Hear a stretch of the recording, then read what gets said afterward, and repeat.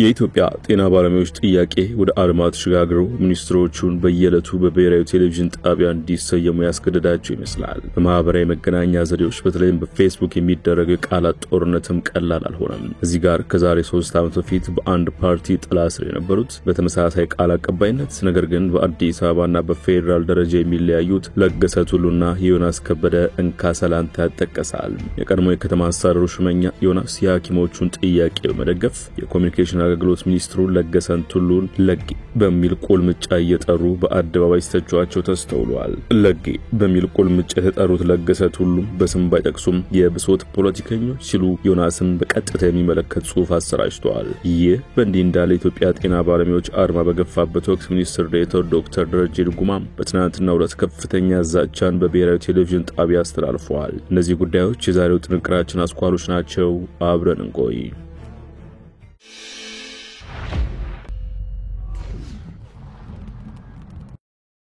የመንግስት ኮሚኒኬሽን አገልግሎት ሚኒስትሩ ለገሰ ቱሉ መንግስታቸው የሚያንጸባርቃቸውን የባህር በር አጀንዳ ይሁን አረንጓዴ አሻራ የኮሪደር ልማት ሲሆን የኮደር ስልጠናን በማዋባብ በአንጻሩ እነዚህን ጉዳዮች ስልታዊ ድጋፍ ወይም ክሪቲካል ሰፖርት የሚሰጡትንም ሆነ የሚተቹትን ባንዳ ብሶተኛ የከሰሩ በሚሉ ተቀጥያዎች ሲያጣጥሏቸው ይታወቃሉ።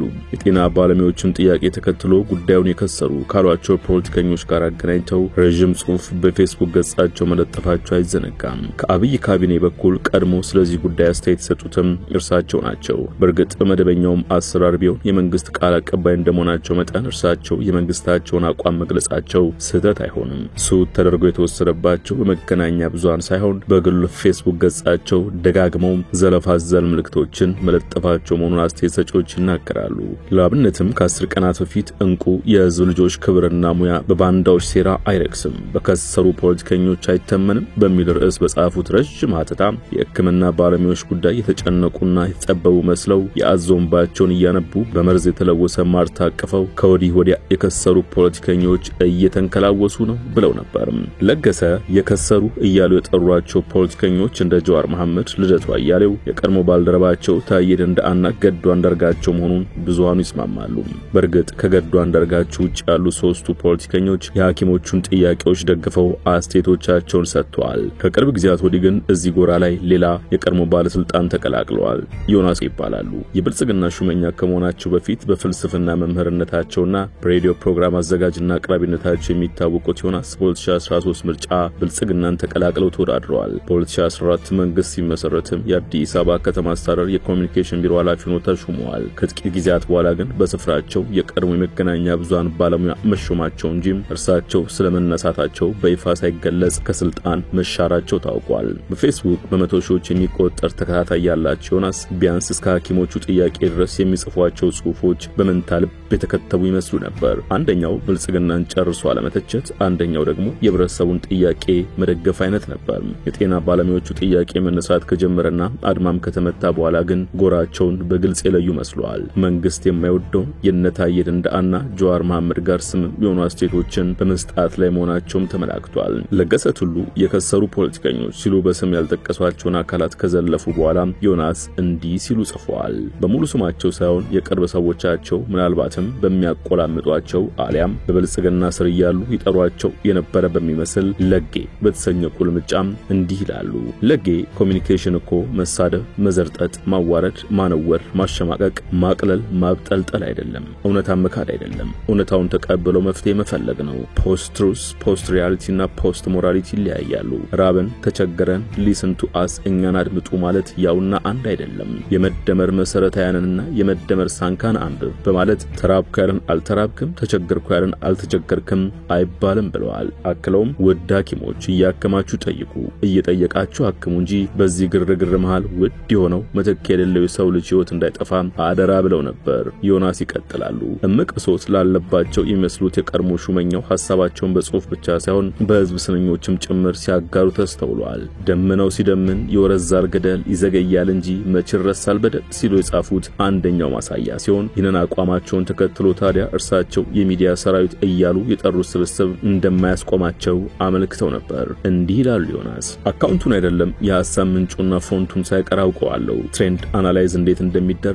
ሚዲያ እንዴት ሞኒተር እንደሚደረግ ያሰለጠንከው መንጋ ግርር ሲል ማውቁ ብዙም ኒውክሌር ፊዚክስም ሆነ ግሪክ አይደለም ለኔ። የትኞቹ ሚዲያዎችና የትኞቹ ግለሰቦች በምን መልኩና በምን አይነት መንገድ ሞኒተር እንደሚደረጉ ለሚያውቅ ሰው መንጋውን መረዳት ብዙም አይከብድም። በኤአይ በመታገዝ የሚሆነውን ሁሉ አውቃለሁ። ስለሆነም ምክሬ አትድከሙ ነው። የተማርኩት ውስጥ የነበረን ሰው ውስጥ ያለ ሰው ወይም ሰራዊት ወይም መንጋም ሊያዋርደው ጥላሸት ሊቀባው ምራቁን እየተከተለ ሊተፋ ሊያቀረሽበትና አዛባውን ሊያራግፍበት እንደማይችል ብቻ ነው። ይህን ለምትሰራ ሰው በአንድ ሲም ካርድ ማለትም በአንድ አካውንት ስንት እንደሚከፈልህም ጭምር አውቃለሁ። አሳይጥን የተባልከውን እንዴት እንደምታሰይጥን አማልክት የተባልከውን ደግሞ እንዴት እንደምታመልኩት ጭምር አውቃለሁ። ስለሆነም ዝም በል ህሊና ቢስ ጌቶች ፍርፋሪ ሳይጥርሉ ሲቀር እነሱንም እንዴት እንደምትነክሳቸው አውቃለሁ። በገንዘብ ብዛት ሆነ በስልጣን በመስጠት እንደፈለክ ልታደርጋቸው ከማይፈቅዱ ጥቂት ሰዎች ውስጥ አንዱ ነኝ ስል እኔ በመስቀል ላይ ተሰበረ ስላለ በቃላትም ሆነ ሊሰበር በሚችል ነገር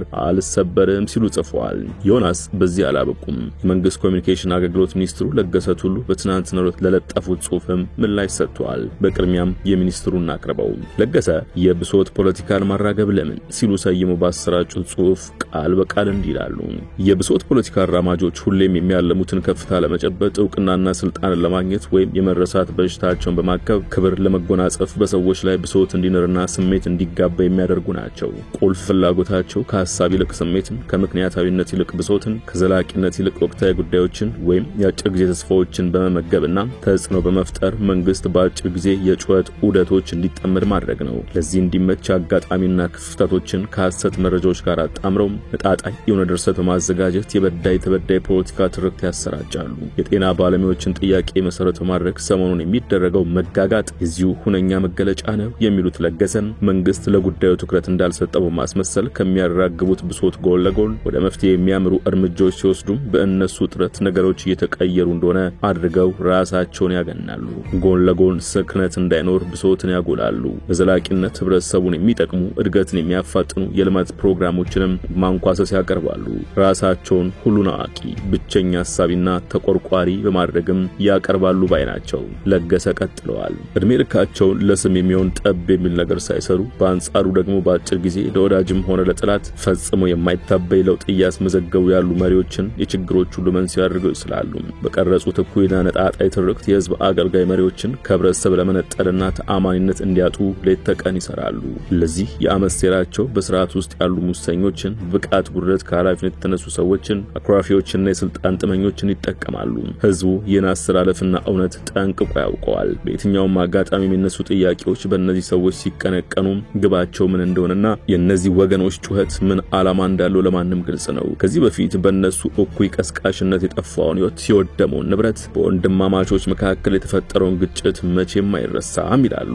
በእርግጥ የአረፍተ ነገር ከዮናስ ይልቅ ለጀዋር መሐመድ እንደሚቀርብ ይገመታል። የእነዚህ ወገኖች ፍላጎት የመንግስትን አቅጣጫ በማሳት የዘላቂ ጊዜ እቅዶችና መርሃ ግብሮች እንዲሁም ፖሊሲዎች እንዲመክኑ ማድረግ ነው። ይህ መቼም ቢሆን አይሆንም። መንግስት የማህበረሰብ ጥያቄ የሚፈታበት አሰራር ስርዓትና እቅድ አለው። በግርግርና በጮት እቅድ አይመራም በማለት የመንግስታቸውን አቋም አንጸባርቀዋል። የብሶት ፖለቲከኞች የማህበረሰቡ ችግሮች ተፈታ ጉዳያቸው አይደለም። የነሱ ግብ ይህን በመጠቀም ከቻሉ ሀገር በግጭት እንዲናጥ ማድረግና ስልጣን መቆጣጠር አሊያም ስሜት እያራገቡ ትርምስና ግጭት እየጠመቁ በተላላኪነት ረብጣ ገንዘቦችን መሰብሰብ ነው። ይህ ባይሆን ከህክምና ሙያ ስነ ምግባርና ሞራል ባፈነገጠ መልኩም በጣርና በስቃይ ላይ ያሉ ታዋሚዎችን ዘግተበት ውጣ፣ ስራ ገበታ ላይ አትገኝ፣ አድማምታ በሚል እኩይ ቅስቀሳ ውስጥ ባልተጠመዱ ነበር። የህክምና ባለሙያ እንኳን ወገኑን ሀገር ሊያፈርስ የመጣን ጠላት አክሞ አድኖ ለህግ እንዲቀርብ የማድረግ ግዴታ አለበት። ይህ ዓለም አቀፋዊ መርህ ነው ሲሉ መልእክታቸውን ቋጭተዋል። የቀድሞ ባለስልጣን ዮናስ ዘውዴም ታዲያ ለዚህ የሚኒስትሩ ጽሑፍ ከሰዓታት በኋላ እንደተለመደው በቁልምጫ ጠርተው አጭር አስተያየት ጽፈዋል። ለቀቅ ጠበቅ ተወት የሚል ርዕስ የሰጡት ጽሑፋቸው እንዲህ ይቀጥላል። አንድ ካድሬ ለማፍራትና ለማሰማራት ከግማሽ ሰዓት ያነሰ ጊዜ ሊፈጅ ይችላል። አንድ ሐኪም ግን ለማፍራት 22 ዓመት ይፈጃል። ማሲንቆና ጭራ እየገዘገዙ ማልቀስ፣ ማለቃቀስ፣ ማላዘን ምንድነው? አንድ አረፍተ ነገር በፈረንጅ አፍ ሲቀመር ሳብጀክት ሲደመር ቨርብ ሲደመር ኦብጀክት፣ በአማርኛ ሲሆን ደግሞ ባለቤትና ማሰሪያ አንቀጽ ያስፈልገዋል። ይህ አማርኛ 101 ነው። የመደብ የቁጥር የጾታ ስምረትማ ተከርኖ ይብሰል። ለወደፊቱ የቀነስኩና የጠቀስኩ ፊሎሶፊ ኦፍ ላንጉዌጅ አደርገዋለሁ። በውስጡ ያጨቀው ምንም ይሁን ምን ጽድት ያለ መግለጫ ይገባናል። እንደ ዜጋ ለጌ ሐኪሞቹን ለቀቅ አማርኛን ጠበቅ መግለጫን ተወት በሚል ተሳልቀዋል። የሁለቱ የቀድሞ ባልደረቦች ምልልስ እንዲህ ባለበት ሁኔታ የጤና ባለሙያዎቹ ጥያቄ ግን ዛሬም እንደቀጠለ ነው። ይህን ተከትሎ ዘወትር ምሽት የመንግስት ባለስልጣናት በኢቲቪ እየተሰየሙ ማብራሪያ መስጠት ላይ ተጠምደዋል። ከትናንት በስቲያ የጤና ሚኒስትሯ ዶክተር መቅደስ ዳባ ሕክምና አልተስተጓጎለም ያሉ ሲሆን በትናንትናው ዕለት ደግሞ ምክትላቸው ሚኒስትር ዴኤታው ዶክተር ደረጀ ድጉማ ሐኪሞቹ ላይ የከፋ እርምጃ እንደሚወሰድ 10 ደቂቃ ወስደው ዝተዋል። ወደ ሸገር ታይምስ ተከታታዮች ለዛሬ ያሰናዳላችሁ ጥንቅር በዚሁ ተቋጭቷል። ስለተከታተላችሁን አመሰግነን። ጤና ይስጥልን።